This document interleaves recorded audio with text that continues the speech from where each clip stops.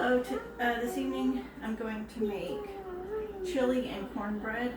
So I'm going to start with the cornbread because I'll mix it up, put it in the pan, and then put it in the oven and let it bake while I'm making the chili. And with the cornbread I'm using a Jiffy mix cornbread. It's kind of has a little bit of a sweetness to it. These boxes are pretty cheap, so it's a good deal. It's what the kids like as well. So I'm making a box and a portion of a box because we had used cornmeal for a different dish. So we have a portion of a cornmeal box. So I'm going to use with this. It calls for, one box calls for 2/3 of a cup. And since I'm using a little bit more than one box, I'm going to use a full cup. So I'm kind of estimating this is about 1/3 of a box. And this is a full box. And it also calls for 1 egg. And so I'm going to use 2 eggs because the egg is just going to make it a little bit lighter. And so it'll be lighter. Could have used just an egg white right there, but the egg whites make it a little bit fluffier. But the egg yolk will make it a little bit creamier. So I just have both. Hopefully it'll just be a little bit richer. Okay. So I'm gonna kind of stir the kind of the liquid ingredients up and get them mixed in there pretty good. Not with it too much. I'm not gonna make them meringue or whipped cream or anything. But I'm going to pour the cornmeal mixture in. That's that first box. And then also what I do when I make the Jiffy mix, even though it has a little bit of sweetness to it, I don't know if it's because I'm expecting it to be sweet or because I'm older and my taste buds are different, but it doesn't really taste that sweet to me. So I also add a little bit of sugar as well, because I think even the kids, I think they expect it to be sweet, and so if it's not as sweet as they're expecting, they're like, what is this? So in adding the sugar, I don't have very much sugar tonight. That is maybe a teaspoon of sugar. And so what I'm also going to do is a little bit of brown sugar. This is the first time I'm doing this. Brown sugar is a little bit different because it has sugar and a little bit of molasses. So it has a little bit of a different texture, a little bit of a different taste. It has a little bit of sweetness. But since I'm not adding that much sugar, hopefully it won't be too weird. But oftentimes in my cooking, I say that in my head anyway. I'm gonna do this, hopefully it won't be too weird. And so I'm gonna mix this up, and as I mix it, I see that it's pretty thin, which with this Jiffy mix mixture, I find that thin is actually a good thing. It makes it a little bit more fluffy. And so I'm not concerned. If it wasn't this thin, I was going to add some water, so I don't have to add the water. So there probably was a little bit less than 1/3 of a container with that partial container, which that worked out pretty good for us. Okay. And I have a pre-oiled pan. I oiled this pan earlier, so I'm just going to pour this Jiffy mixed cornbread straight into the bottom of the pan. Kind of mix it up. Get most of the clumps out.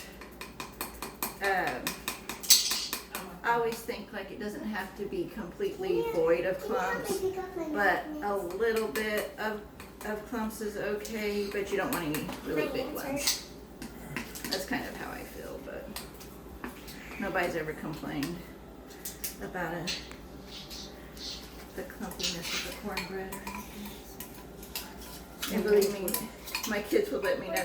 Just say no. What I like to do if I do something weird and they say something, then I'm like, well, I guess I won't do that again. I'll modify it. And so I'm always taking suggestions from people. I'm always listening, taking opportunity to learn. I don't hold a lot of things because they're small. My granddaughter's playing with refrigerator magnets. So I preheated the oven. So I'm gonna go ahead and put this into the oven and let that start cooking. Okay. And what I've also done already is I pre-cut up the meat. This is a cut of like a roast. I buy this meat because it's cheaper. It's a cheaper cut of beef. And I used to make deer chili or venison chili for my kids when they're younger. My father would hunt. We'd get deer meat every once in a while. Or people in the church or something would give us some deer meat. And we don't have that opportunity anymore to get deer meat. We don't know people that hunt.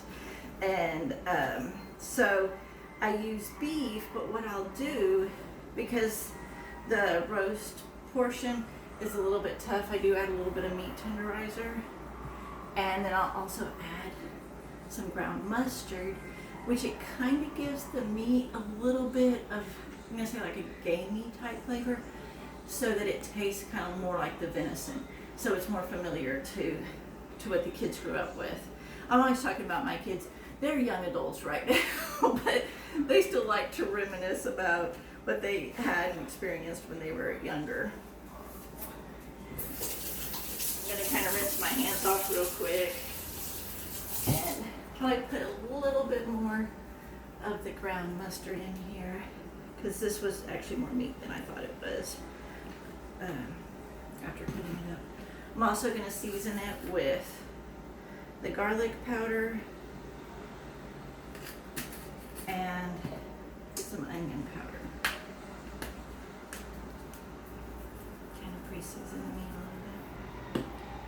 And I'm going to put some carne asada seasoning in here, or there's fajita seasoning as well that Fiesta puts out, but the carne asada will work. It'll actually make it a little bit more creamy as well as it's cooking in the sauce. So I'm going to kind of mix that into the meat a little bit, and then I will start cooking in this pan. Something that I'm cooking in right now, I have a lot of the seasonings here, so I'm not sure if you can see it. Move this back. Is a cast iron skillet. I do some of the meals I like to cook in this. Sometimes I use a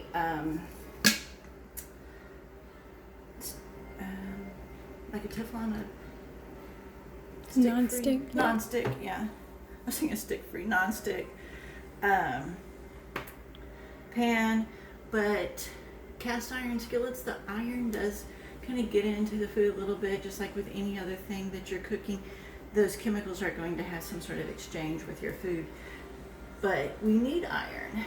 And so even though beef has good amounts of iron, I still like to make sure that we're getting enough iron. So every once in a while I'll cook meals in the cast iron skillet. And the cast iron skillet's non-stick enough as well. And so I'm going to kind of let this sear a little bit, and then I'm going to make kind of a rendition of a deer chili that I used to make when my children were younger. All right. So I'm going to season. I started kind of cooking the meat a little bit, but I'm also going to season as we go. So I'm going to add a little bit more garlic powder, a little bit of paprika, and it looks like I forgot. I add a lot of paprika with this, probably with all my meals, because, but the paprika gives it good color. And so, you know, chili is supposed to be brownish, red, maroon to me, so I'm like, that's going to give us a good color. And I'm going to add some chili powder to the meat.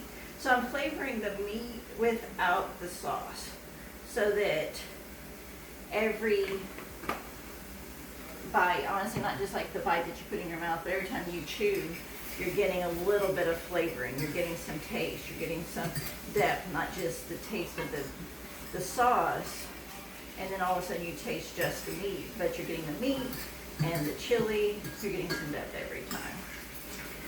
Okay, this is cooking up pretty quickly. All right, so now what I'm going to do is I'm going to add tomato paste.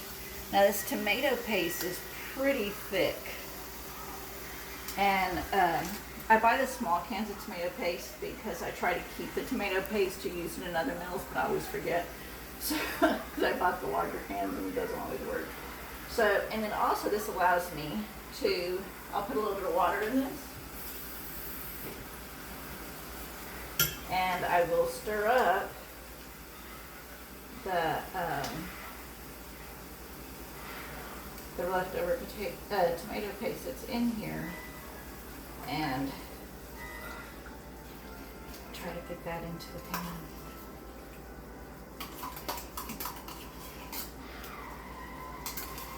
Also, what I'm going to add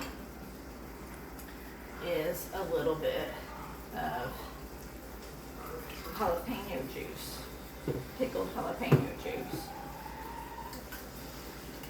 And give it that balanced jalapeno flavor.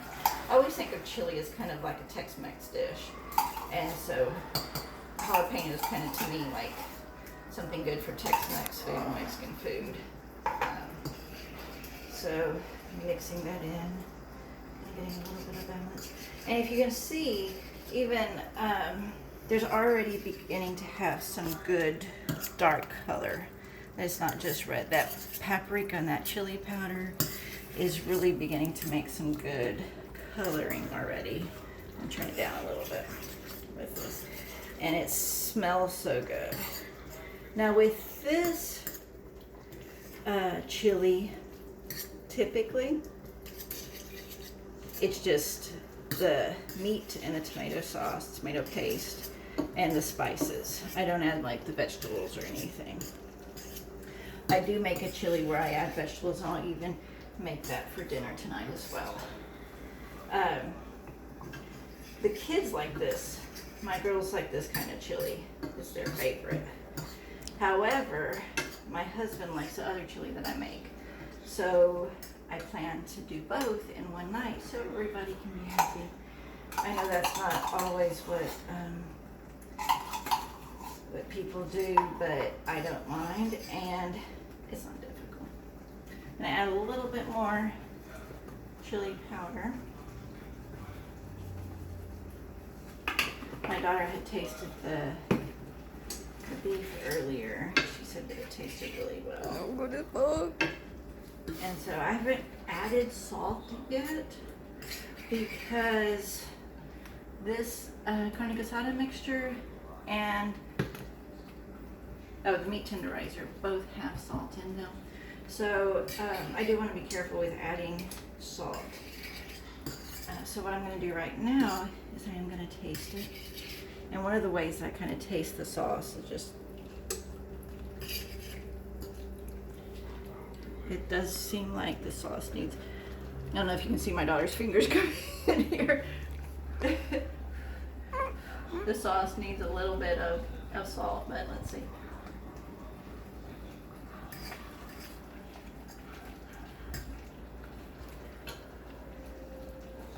It's pretty good. But I'm gonna add a little bit of salt. Kind of bring out some of these. Salt is a flavor enhancer, so it can kind of bring out some of these flavors that we are working with. And what I did was, I was cooking as the meat was cooked, or I was seasoning as the meat was cooking. And so that kind of makes sure, continues to make sure that all of the flavors and the seasonings get well mixed up in there. Okay. So now what I'm gonna do, because I'm kind of making two separate meals here, is I'm gonna take some out for my daughters.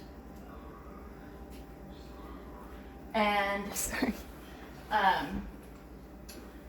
put some in a little to-go container. And then I will make some food for the rest of us. This is really, this chili like this with the beef, it's kind of expensive because I use a whole a piece of roast. Yeah, thank you. A whole piece of beef roast. And so I don't really like doing this too much, but since my daughters love it so much, I'm like, okay, we can. It really is just $9 for a few pounds of beef roast, but I am just cheap that way. And so I'm going to take that out so that they can enjoy sharing that, but I'm also going to leave some of this in here with this sauce. And I'm going to add a can of chili.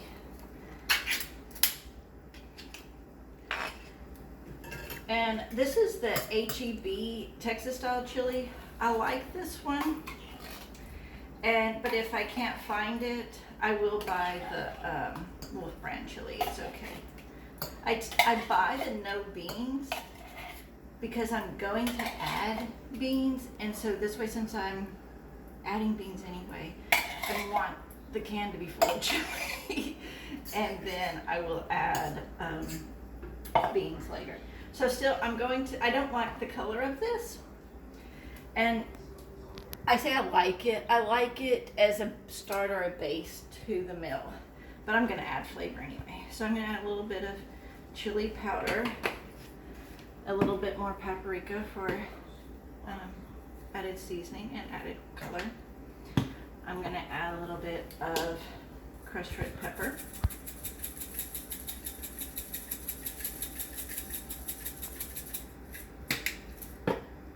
And a little bit of cayenne. Oh, got the wrong cayenne. I keep it additional cayenne because one, it's expensive, so if I find it on sale, I go ahead and buy it. But then also, who knows when I'm gonna run out. Maybe a little bit of garlic powder too. Okay. And the canned food already does have, mix that together, already does have a lot of salt in it as well, so I shouldn't have to add salt to this meal either. So I'm going to add that, and that's kind of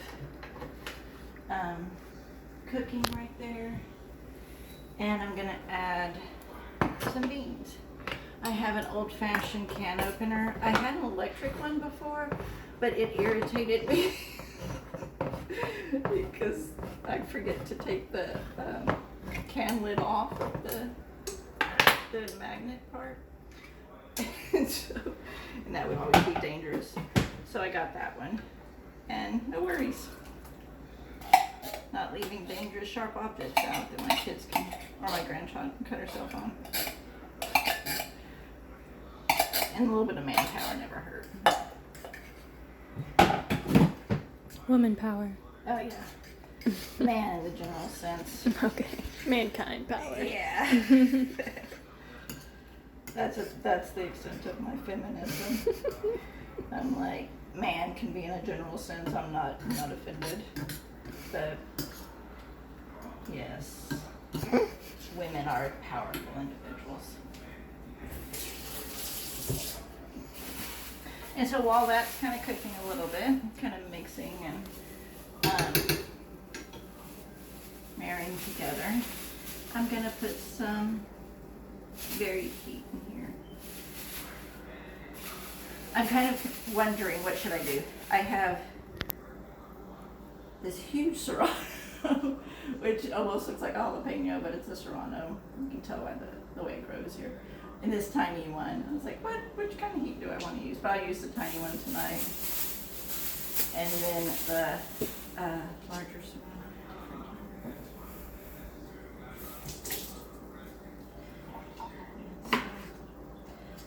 I'm going to cut this open. And remember, the seeds can be hard on the colon, so I'm going to take some of those out. But I'm going to leave some to add a little bit of the heat to the dish. And again, I'm going to cut this really slim, real small pieces. Mince it, I guess, is the technical term. Kind of spread that flavor out more evenly in the chili. In this chili, I do have like some vegetables. The serrano, I'll put some green onion in here, put some corn in here, and I'll even add some pickled jalapeno.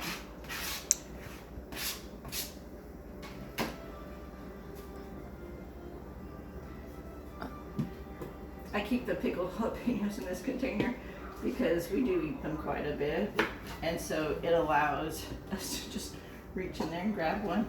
We buy a large can of pickled jalapenos and just keep them on hand. My dad likes me to cut them up sometimes and put them on his sandwich. I think the girls will cut them up and put them in their can of soup.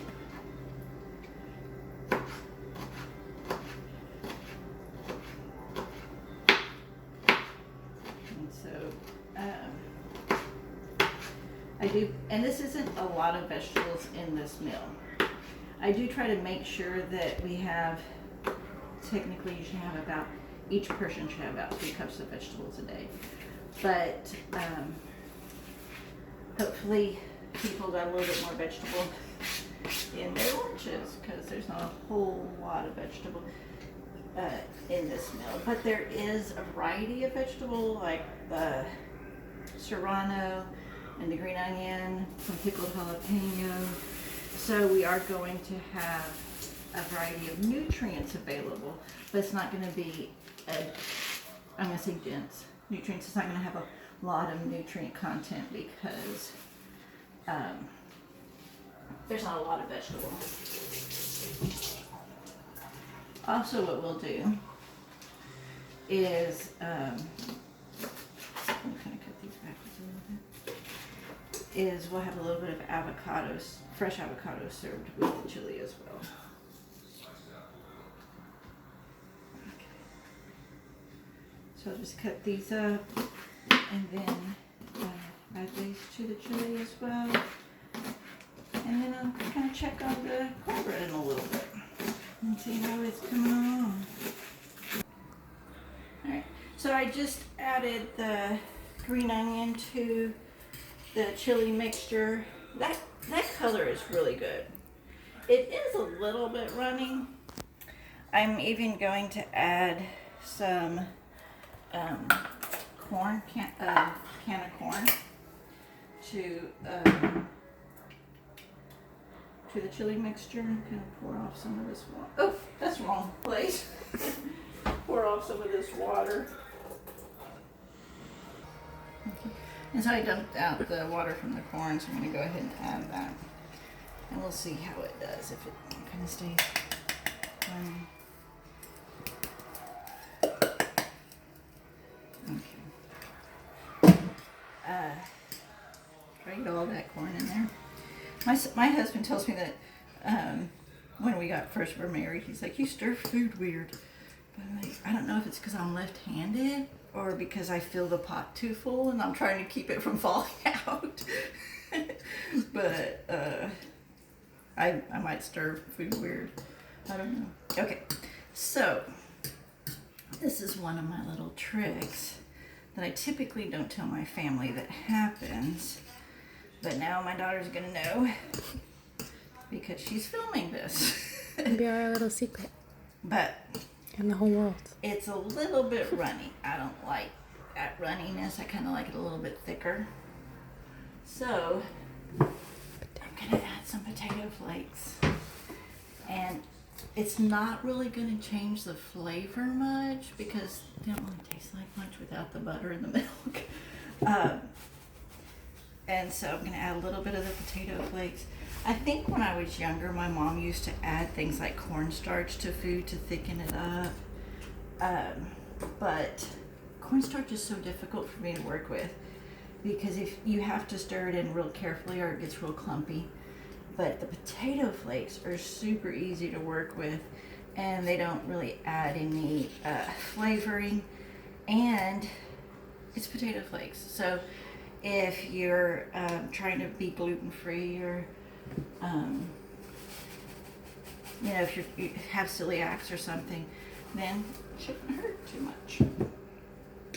Okay, so this is thickening up, and that, I think that looks better.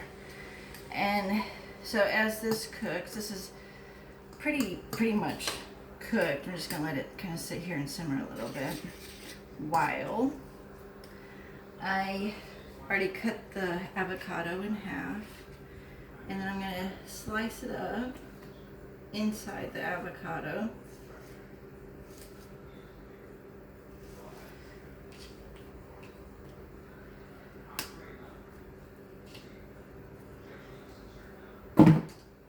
I've kept avocado seeds before to try to grow avocados. Oh, did not work, and then it started smelling bad. So if you have a green thumb, you can put some toothpicks in an avocado, put the bottom of it in the water, let the top of it stick out, and just start growing some avocado. But I was not successful at that, so I'm not gonna try it again. I might try it again one of these days when I have a little bit more time to research what I need to do. I've seen people get like spoons and clean out their avocado, but I'm kind of lazy and I don't want to get a spoon, and I don't want to have to do a lot of dishes. And that's just, I know it's just a spoon. There are times when I'm like, oh, it's just this, it's okay if I add dishes. And then other times it's like, I can just easily do this without adding dishes. So I'm just gonna clean it out this way. The back of this knife is pretty good for cleaning out this avocado shape right here. Okay. And then now, it looks a little bit messy, but it's okay. We don't mind. I'm gonna cut this piece off right here. That looks a little bit gross. I did have this avocado in the refrigerator for a few days. I bought it pretty firm, and then I forgot it was in the refrigerator until I went to make chili, and I was like, oh wait, I have an avocado. I don't need to buy another one. But then it stopped being firm after a few days. And I know you don't have to store an avocado in the refrigerator, but you know, I do forget to eat them, so if they're on the counter, they can start smelling and get old faster. So I do every once in a while put them in the refrigerator if I'm not using them right away, so they last a little bit longer. Okay, so the chili looks good. The avocado is cut up. Now we're going to look at the cornbread. Check it. The coloring is beautiful. Oh my goodness, that looks beautiful. But I'm also going to check it with a toothpick and see if it's cooked all the way through. And there's nothing on the toothpick, so it's cooked all the way through. And so dinner is ready. We have the chili, we have the cornbread, we have the avocado. It looks in all appearances that dinner is ready. However, I grew up in South Texas, even though I had white parents. We still ate a lot of Mexican food. And so I want tortillas with chili. If I have beans, I want tortillas. So I'm gonna get out some tortillas and heat those up. My children, my ex-husband is black, and he always liked cornbread with his food. I don't know if that's a cultural, I mean, if I should have mentioned that he was black, because it could just be like, oh, people like cornbread with chili, but we grew up differently. So he liked cornbread, so my kids grew up enjoying cornbread with chili. I like tortillas, so I'm gonna make that adjustment as well. Alrighty, so now I'm going to serve up the chili. I'm gonna get a bowl because even though it's not super runny, I think it's a little bit too runny for a plate. Plus, I'm getting a healthy serving of this, and I don't want it all over a plate. And also, I'm going to try the cornbread. And what I do with the cornbread, I'm going to bring it over so let y'all see. Okay. kind of cut this up already. Okay. So what I do when I cut food up is I didn't cut up all of the cornbread. I only cut up 6 pieces because if we don't eat it all tonight, I don't want it to dry out. And so wherever the oxygen, it's exposed to oxygen, is going to start drying out. So I just cut up a few pieces. And I'm gonna pull this out. Ooh, that pulls out so nicely. When things work out, sometimes I'm just like, that's amazing. Praise the Lord. I'm gonna try a little bite of this real quick.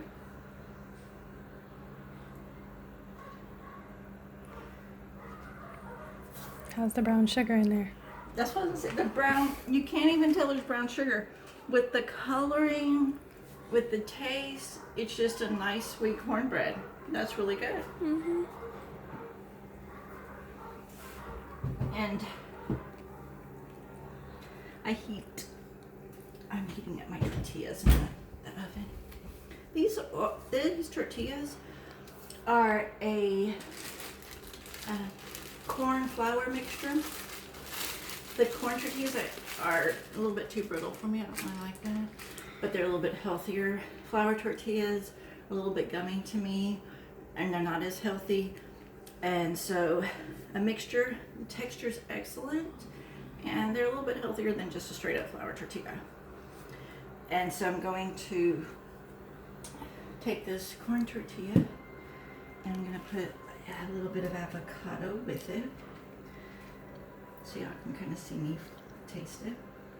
And kind of taste how it is with the chili. So I have a bite of corn tortilla, avocado and chili. Mmm. That's so good. Typically, I'm like hovering over my bowl of chili. Like I have no etiquette. So Go ahead and have her. I put that in my mouth and I was like, I don't want to go with it. But I won't do that.